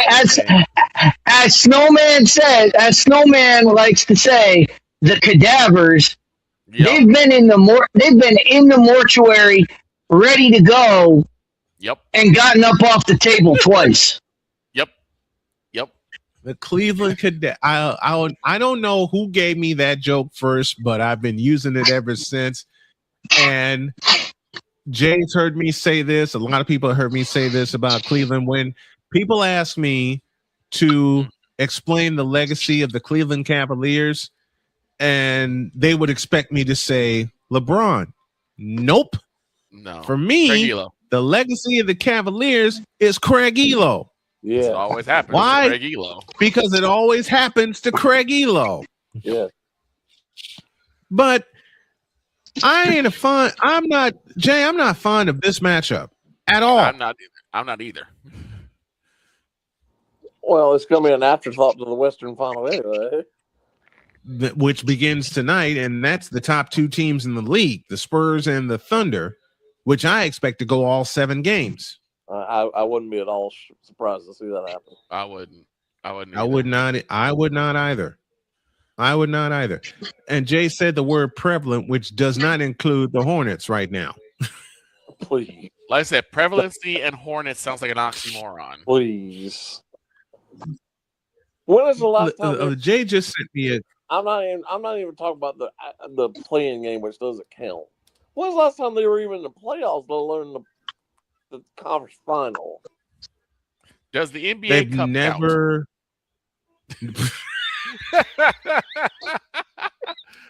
Does the NBA Cup count? Otherwise, no. No.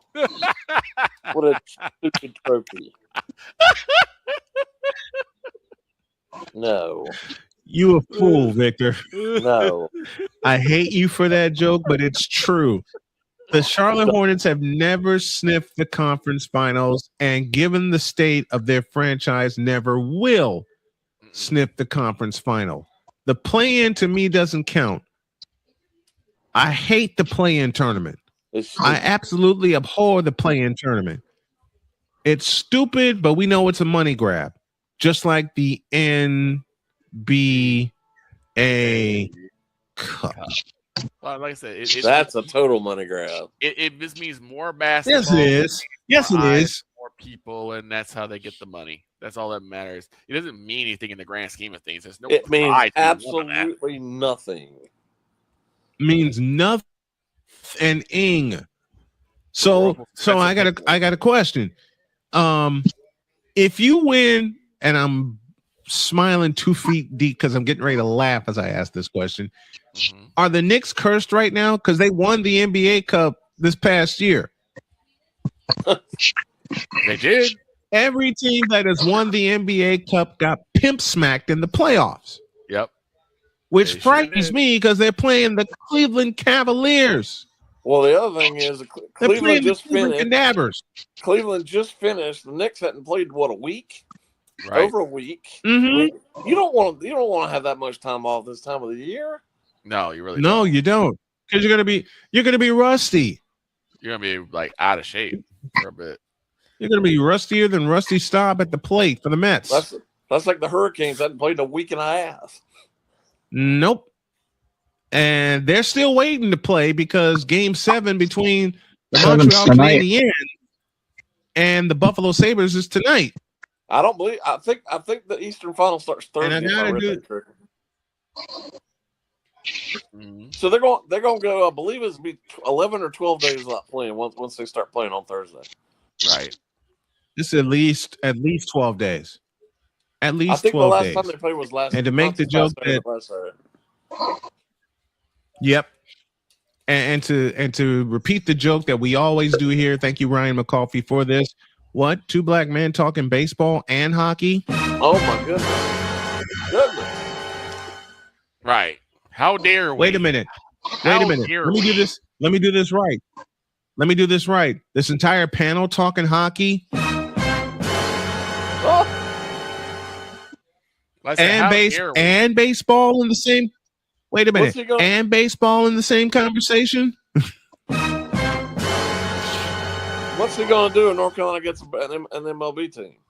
Well, that's what I'm asking. Is like, do you like? That's what I was Not wondering. Is that why? Listen, No.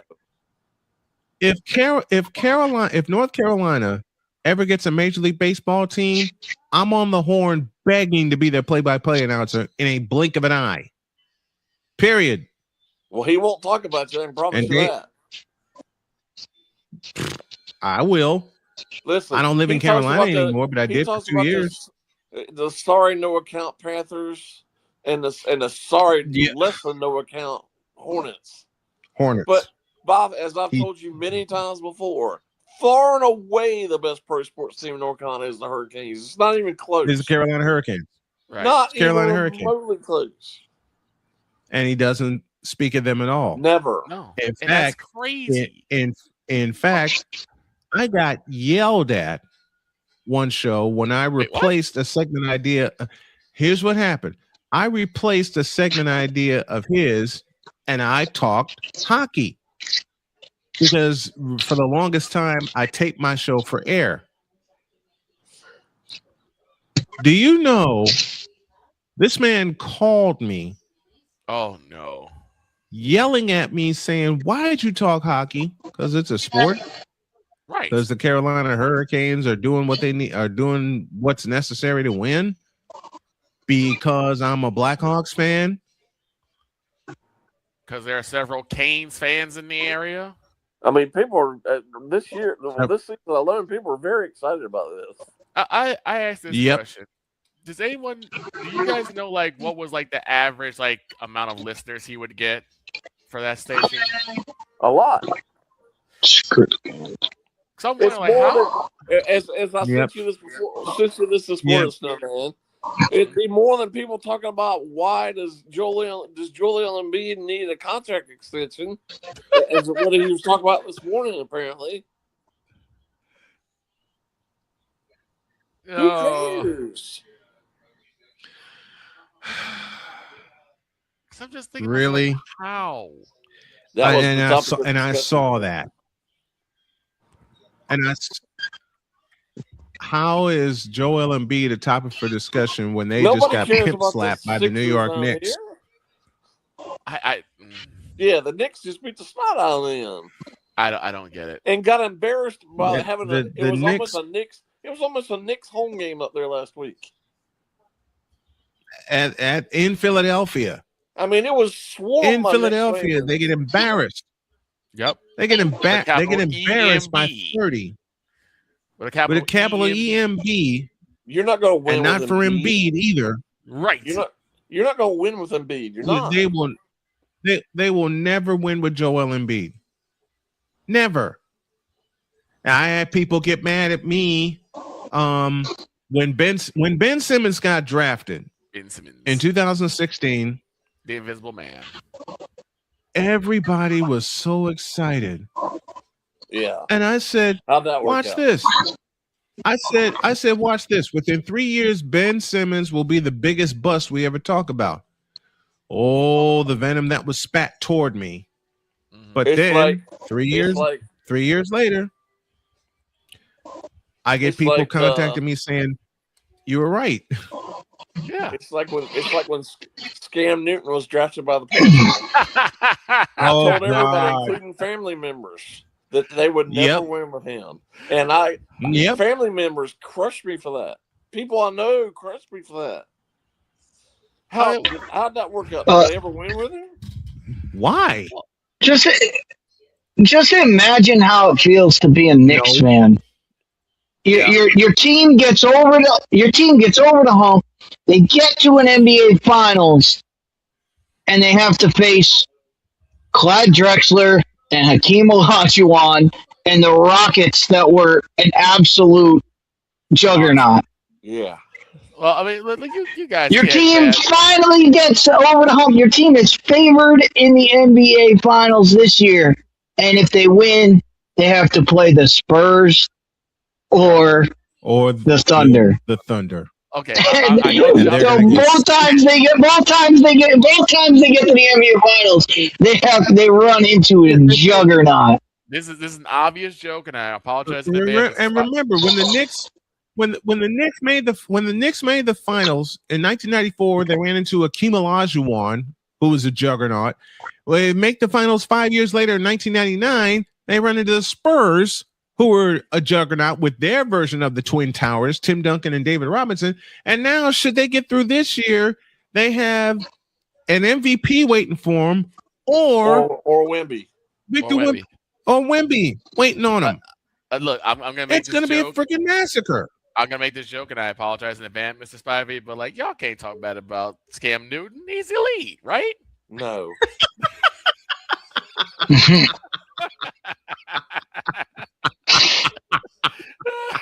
And that's for you, Jay. The throngs of people out there who think he should be in the Hall of Fame, shame on you. Wait, what? Oh my God! Look, there's a lot of people. Let me tell Victor. Let me tell you. When I lived in North Carolina, and Homer was producing my show, he threw that subject in there. He threw that subject in there. He put it in the form of a question. Okay. Should Cam Newton be a Hall of Famer? No. And he wanted me to talk about that for 15 minutes. Look, I gave him 30 seconds. I don't hate Cam Newton as much as you guys. Okay, I thought he was like halfway decent. Okay, until people start learning how to read the read option. But Hall of Famer? No. Not a chance. Was he effective at what he did? Sure, but you cannot. Yeah, but it was a short amount of time that he did it. Right. You can't be a Hall of Famer. Everybody makes out like his whole career was fantastic. It wasn't. You know what? His Hall of Fame candidacy, if you want to put it that way, comes down to 8 games in 2015. That's it. And that's all. I admit it. He had a great season in 2015. I told people that. I can admit that he had a great season, but he acted like a fool in the Super Bowl. That you know exactly where I was going to go. Couldn't do a thing. That performance in the Super Bowl killed any type of. No, I'm not even talking about the way he played because it got. I know. I'm talking about the ending. I'm talking about the ending of it. Well, he acted like a petulant little child. Right. And I'm sorry. That whole I think it was Vaughn that was like and behind people him. Never want to say that aloud. And they were yelling back and forth, and that's why they couldn't hear him. I'm like, bull. Come on, man, that's a lame excuse. That's baloney. That's too lame. And then we'll close here. Then the next year they had to face Denver again at Mile High Stadium, and he got pulverized. On Thursday Night Football, got smashed. Thursday Night Football. Here's the thing: you were the one that was doing the dab. No one knew about the dab until Cam started doing it. You know good and hell well you are going to get scrutinized even more, and as soon as you lose, people are going to bring that up. But people around here blamed it on the referees for how he was treated that night. Right. Which makes no sense. But good Lord. All you have to do to answer that question is he a Hall of Famer is bring up one name, and that's it. If Cam Newton's a Hall of Famer, Jake Delhomme's a Hall of Famer, and there you go. And Jake Delhomme did better. And he's absolutely not. And you would have to ask. You'd have to say, all right, why Cam and why not Jake? And they can only answer that question one way. And before him, Steve Berline. Right. All right, we got a split. Jay Spivey joining us every Monday as he does, talking all kinds of sports, including baseball, including hockey. And we tell the truth here. So and curling. And curling. Oh, boy. And curling. There you go. This has been fun. Jay Spivey, thank you, brother. We'll see you next week. All right, guys.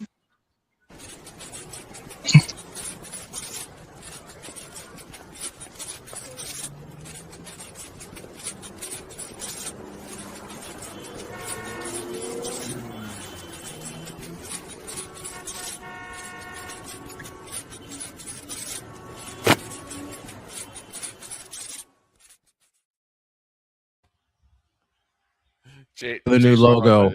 No. Dave's response always throws me. No. As soon as they come with something silly, no. No. And I love that. We're out of here. Have a great day. God bless. Remember to make your next move your best move. And always remember, if your dreams don't scare you, they are simply not big enough. Dream big, do bigger. We hope y'all are too. 4 WNBA doubleheaders beginning tomorrow. So long, everybody.